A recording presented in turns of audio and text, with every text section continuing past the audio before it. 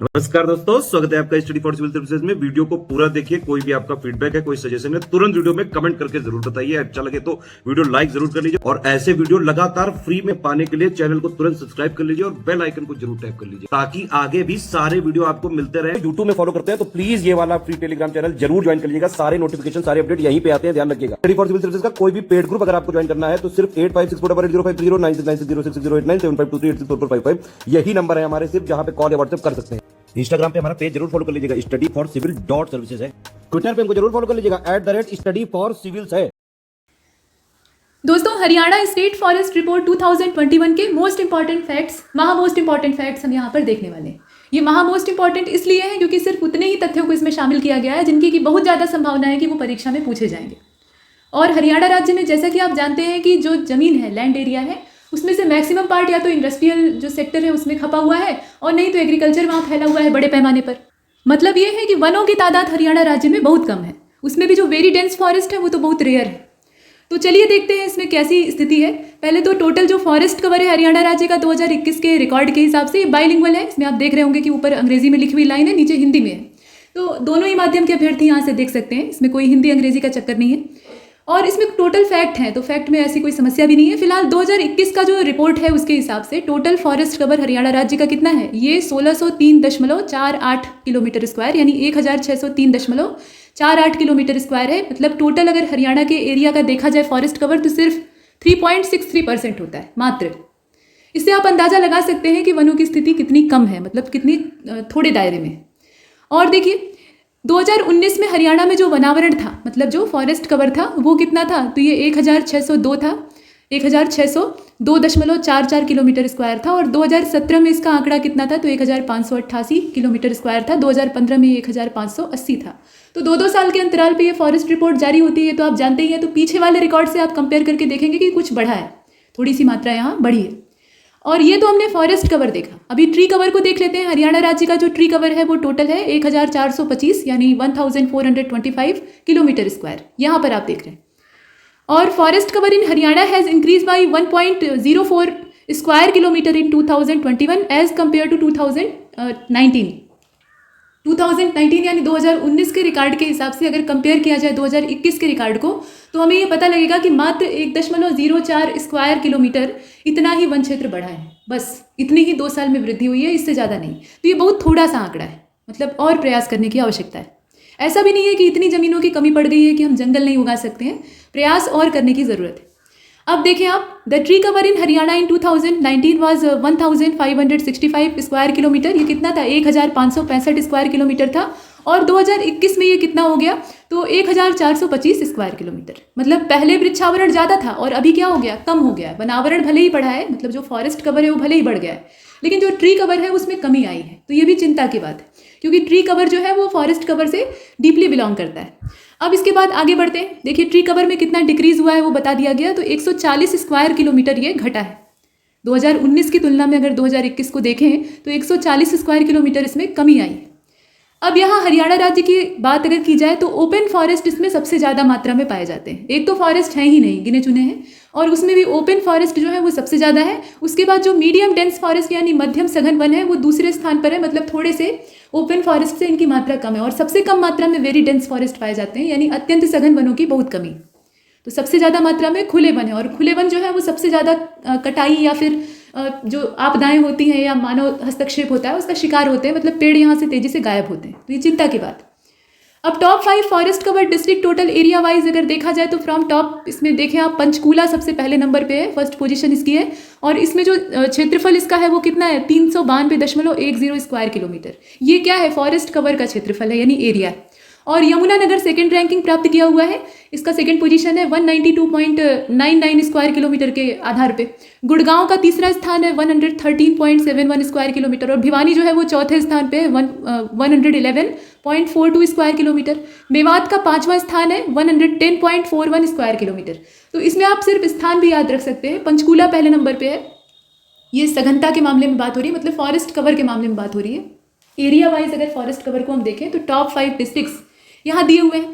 पंचकूला पहले नंबर पे, यमुनानगर दूसरे नंबर पे, गुड़गांव तीसरे नंबर पे या गुरुग्राम तीसरे नंबर पे। उसके बाद चौथे नंबर पर आपका भिवानी और 5वें नंबर पर मेवात। अब वनावरण के जो शीर्ष 5 हैं उनको तो हमने देख लिया। अब लोवेस्ट मतलब जो सबसे नीचे वाले हैं, निम्नतम है, उसमें अगर जिलों को देखें तो इसमें सिर्फ टॉप 3 ही देख लीजिए, या बॉटम 3 आप देख सकते हैं, इन्हें बॉटम 3 भी कह सकते हैं। नीचे से टॉप किया है इन्होंने, जैसे आप लिस्ट देखते हैं ना, मेरिट लिस्ट, तो उसमें जो ऊपर से टॉप करते हैं वो तो टॉपर होते हैं, और जो नीचे से टॉप करते हैं उन्हें फिसड्डी कहा जाता है। तो फिसड्डी कौन है इसमें? देखिए 3 जिले हैं इसमें। पलवल जो है ये पहली रैंकिंग हासिल किया है इस मामले में, और ये कोई तारीफ की बात नहीं है। इसमें देखिए कि जो फॉरेस्ट कवर है वो कितना कम है, 13.56 स्क्वायर किलोमीटर मात्र। और पानीपत की सेकंड रैंकिंग है 16.45, थोड़ी ही गनीमत है। और फतेहाबाद में थोड़ा सा और ज़्यादा है, लेकिन तब भी काफ़ी कम है तुलनात्मक रूप से, तो 18.49 स्क्वायर किलोमीटर। ये 3 जो है ये फिसड्डी है, और उसमें सबसे बुरी स्थिति है पलवल की। अब देखिए टॉप 3 जो वनावरण वाले जिले हैं उनकी अगर बात की जाए तो इसमें परसेंटेज के हिसाब से दिया है, ठीक है। अभी तक हमने क्या किया, आंकड़े के हिसाब से, मतलब एरिया वाइज देखा है। अभी परसेंटेज वाइज देख लेते हैं। तो टॉप 3 में पंचकूला ही पहले नंबर पे है, 43.66% का जो इसका रिकॉर्ड है, मतलब इतना जो फॉरेस्ट कवर है वो यहाँ मौजूद है।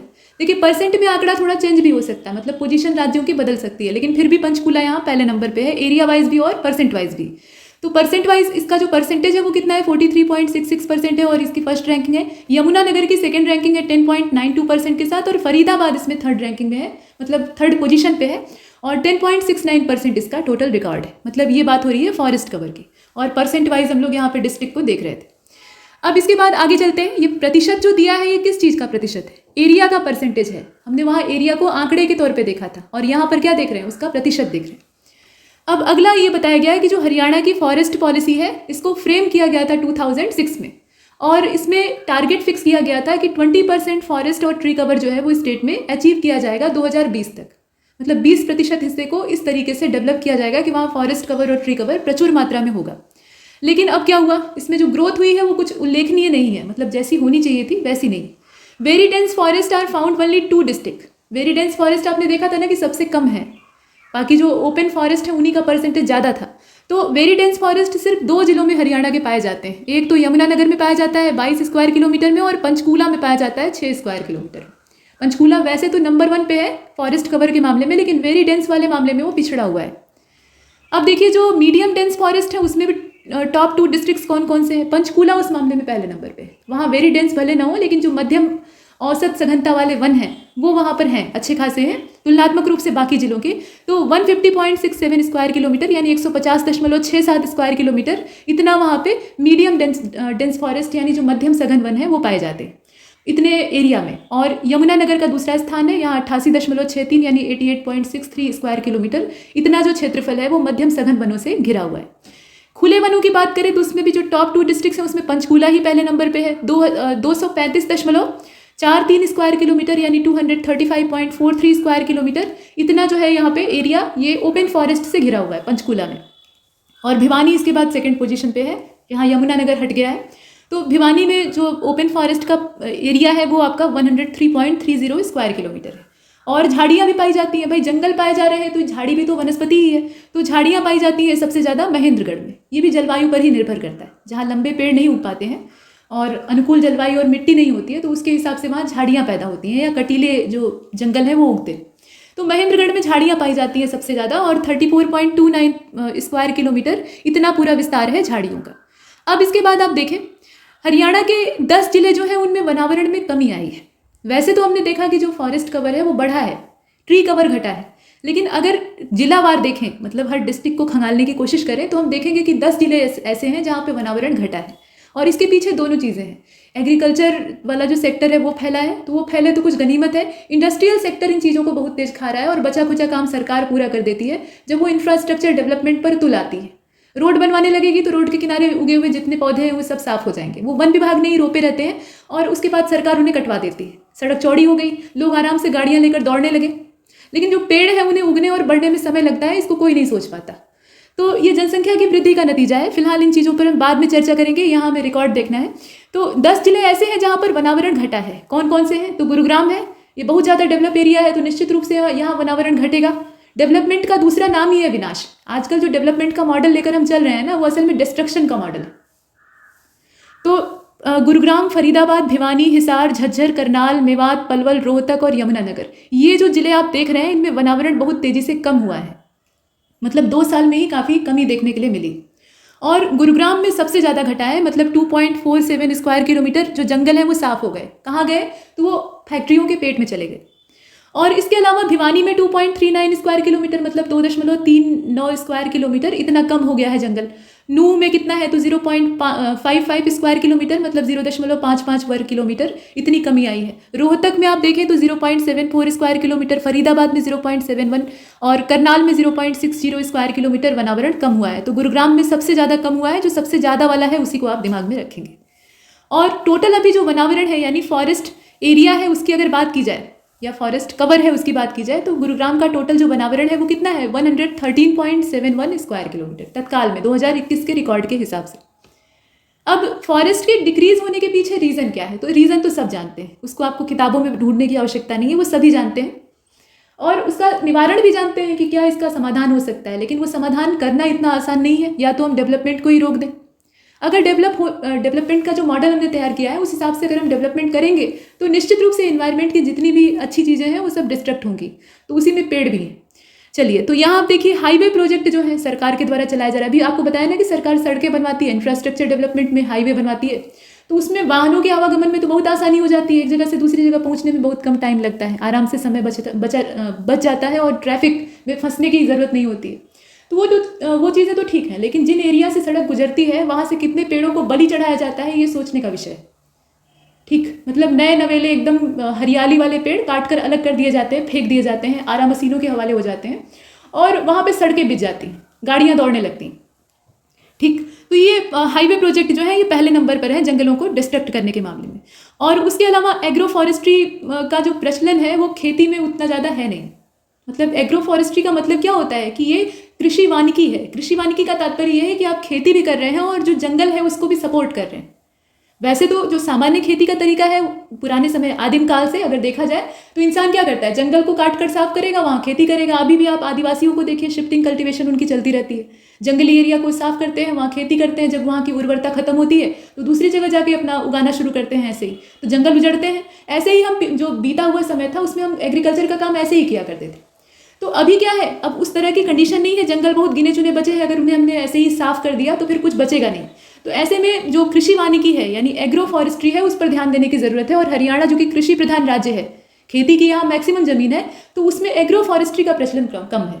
अभी वही जो पारंपरिक खेती है, मतलब गेहूँ चावल उगाते हैं, सिर्फ वही उगाते हैं और कुछ नहीं उगाएंगे खेत में, या जो उगा रहे हैं सिर्फ उतनी ही फसल पर ध्यान देंगे। पेड़ के खेत के किनारे किनारे पेड़ रोपना और ऐसे पेड़ जो कि पर्यावरण के लिए अनुकूल हों और फसलों को भी संरक्षण दे सके, ऐसे काम करना, ये किसानों को प्रोत्साहित किया जाता है। ये सब एग्रो फॉरेस्ट्री का हिस्सा है, पर्यावरण के अनुकूलित फसलों को उगाना। तो इस मामले में किसान बहुत ज़्यादा जागरूक नहीं है या उन्हें जागरूक किया नहीं गया है, मूल बात ये। तो ये चीज़ें हमने देखी। आगे बढ़ते हैं।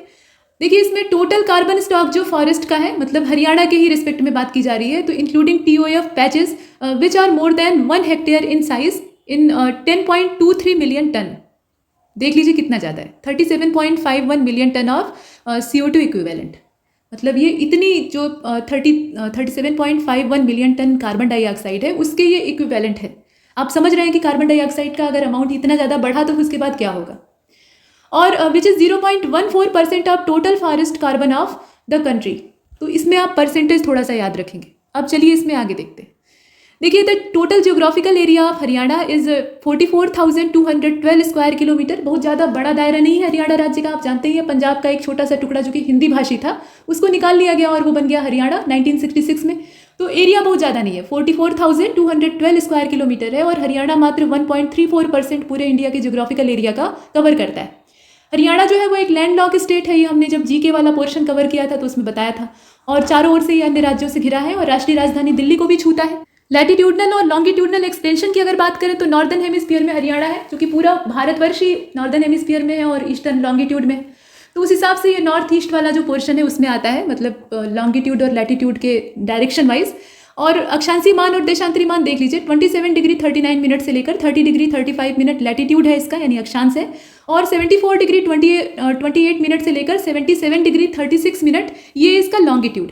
और Haryana is the 21st state of India in term of area. Area wise अगर देखा जाए तो ये 21वें स्थान पर होता है पूरे भारतवर्ष में। तो ये तो हमने देखा कुछ फुटकर डाटा जो कि आपके काम के थे।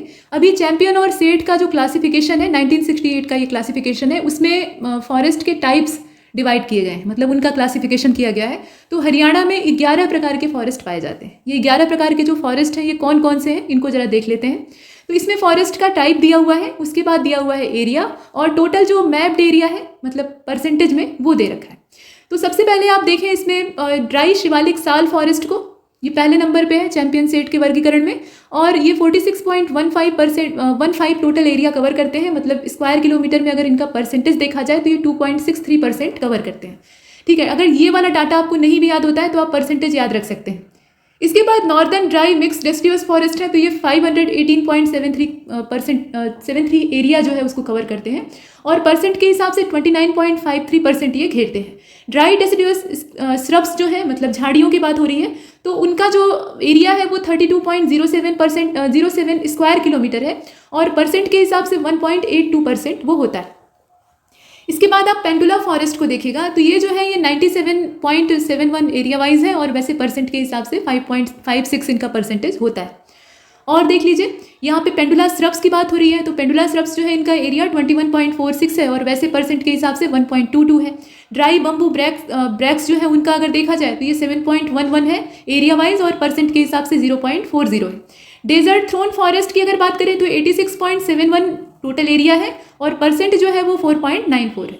रिवाइन थ्रोन फॉरेस्ट की अगर बात की जाए तो इसका जो एरिया है उसे आप देखें, ये 258.61 टोटल एरिया है मतलब स्क्वायर किलोमीटर में, और परसेंट इसका कितना है तो 14.72% है। डेजर्ट ड्यून श्रब्स जो है उनका अगर अमाउंट देखा जाए मतलब एरिया देखा जाए तो वो 102.76 टोटल बनता है, और परसेंट के हिसाब से अगर देखा जाए तो 5.85 ये इसमें बनता है। और लोअर और शिवालिक चीर पाइन फॉरेस्ट को अगर देखें तो इसका जो एरिया है वो 12.94 है, और 0.74% ये टोटल कवर करते हैं। तो एक तरफ स्क्वायर किलोमीटर में एरिया दे रखा है, दूसरी तरफ उसका जो मैप्ड एरिया का परसेंटेज है वो दिखाया हुआ है, ताकि आपको अच्छे से समझ में आए। कुछ और फैक्चुअल डाटा इसमें है जो कि आपके बहुत काम का है। यहाँ तक हमने देखा था डेजर्ट ड्यून तक। अब इसके बाद देखिए लोअर और शिवालिक चिरपाइन, तो इसको भी हमने देख लिया था। 12.94 ये आपका एरिया था इनका, और 0.74% इनका परसेंटेज था। सब टोटल कितना होता है तो सब टोटल आप देख रहे हैं ये 1184.25 ये एरिया वाइज है, और 67.41% ये इनका पूरा परसेंटेज है।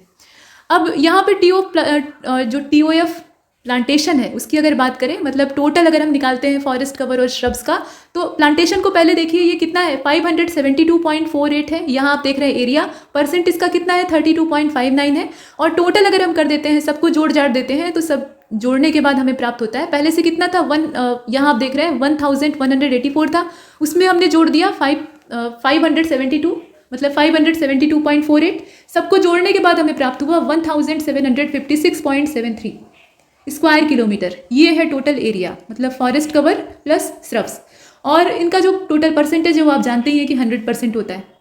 तो ये चीज़ें हमने देखी। अभी नीचे जो ये आपको ग्राफ जैसा दिखाई दे रहा है मतलब ये डायग्राम है, तो इसमें आपको ये बताया गया है कि डिस्ट्रिक्ट्स जो कि फॉरेस्ट कवर को अपना लॉस किए हैं, मतलब वहाँ पे फॉरेस्ट कवर तेज़ी से कम हुआ है, तो उनमें कितनी कमी आई है, और उसका जो रिकॉर्ड है उसको ग्राफिकल मैनर में दिखाया गया है ताकि आपको समझ में आए। तो ये आरेख बना हुआ है, दंड आरेख इसको कहा जाता है। इसमें भिवानी डिस्ट्रिक्ट है, फरीदाबाद है, गुड़गांव है। ठीक, गुड़गांव में अच्छा खासा डिक्रीज देखने के लिए मिला है। उसके अलावा हिसार, झज्जर, करनाल, नूंह, पलवल, रोहतक और यमुनानगर, हालांकि इन्हें हमने पीछे डिस्कस किया था, मतलब इनमें कमी आई है ये तो देखा था। यहाँ आपको चित्र के माध्यम से दिखा दिया गया है ताकि आप भूलें ना। तो देखिए करंट फॉरेस्ट कवर यहाँ स्क्वायर किलोमीटर में दिया हुआ है।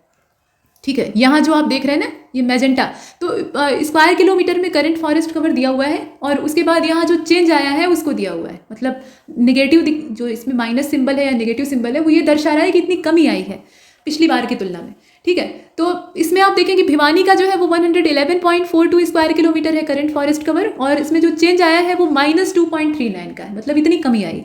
फरीदाबाद का 79.23 है, और इसमें -0.71 की कमी आई है। और गुड़गांव में आपने देखा तेजी से कम हुआ था, तो 113.71 अभी फिलहाल में है, और इसमें कमी कितनी आई है, सबसे ज़्यादा कमी यहीं पर आई है -2.47। ठीक है, इसके बाद हिसार का आप देखें 57.36 टोटल है, और इसमें जो कमी आई है वो -0.28 है।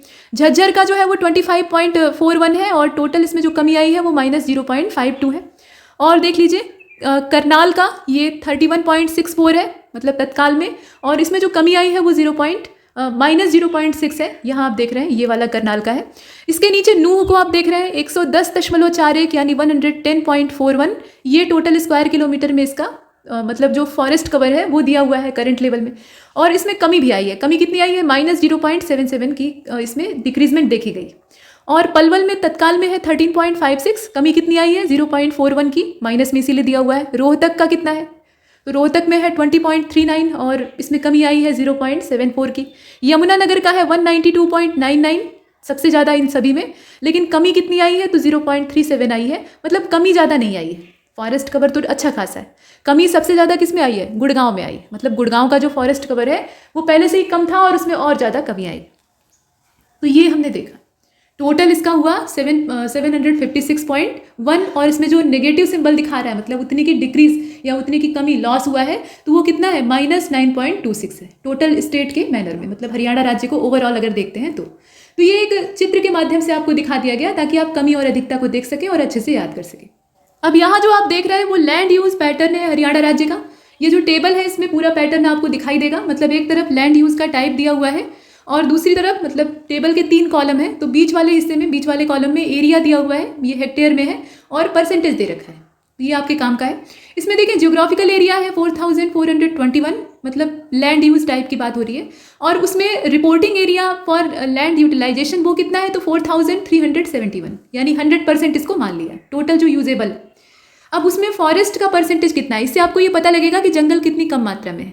तो रिपोर्टिंग एरिया जो लैंड यूटिलाइजेशन का है उसको हमने 100% मान लिया। अब देखिए इसमें फॉरेस्ट का जो एरिया है वो 36 है मात्र, और परसेंटेज के हिसाब से देखा जाए तो 0.82% है। Not available for land cultivation, तो इतना जो एरिया है ये मतलब ये इस टाइप का जो एरिया है वो कितना है? 553 इतना है, मतलब एरिया वाइज अगर देखा जाए, और परसेंटेज में अगर देखा जाए तो ये 12.65% होता है। Permanent pasture and other grazing land जो है वो 24 है टोटल एरिया वाइज, और वैसे अगर परसेंट में देखें तो 0.55% ये बनते हैं। और यहाँ आप देख रहे हैं नीचे land use mist tree crops and groves जो हैं उनका यहाँ अमाउंट कितना है? एरिया के हिसाब से अगर देखें तो ये 6 है, और परसेंट के हिसाब से देखें तो 0.14% है।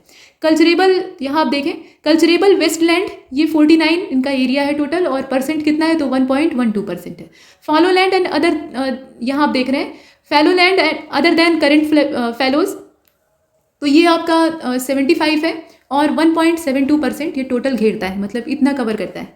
करंट फैलोज इसका देखिए तो 111 और 2.54% में इधर दिया है और इधर डाटा दिया है।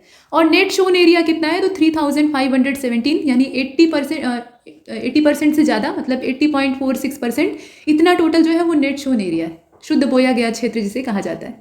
तो यहाँ तक हमने फॉरेस्ट रिपोर्ट के जितने भी इंपॉर्टेंट पॉइंट्स थे उनको डिस्कस किया है, और जो डाटा यहाँ पर आपको दिया गया है ये रिवीजन के उद्देश्य से दिया गया है ताकि आप लास्ट टाइम में एक बेहतर छोटा सा रिवीजन करके जाएं और वहाँ पर अधिकतम प्रश्नों को सही करके आएँ। तो शुभकामनाओं के साथ नमस्कार।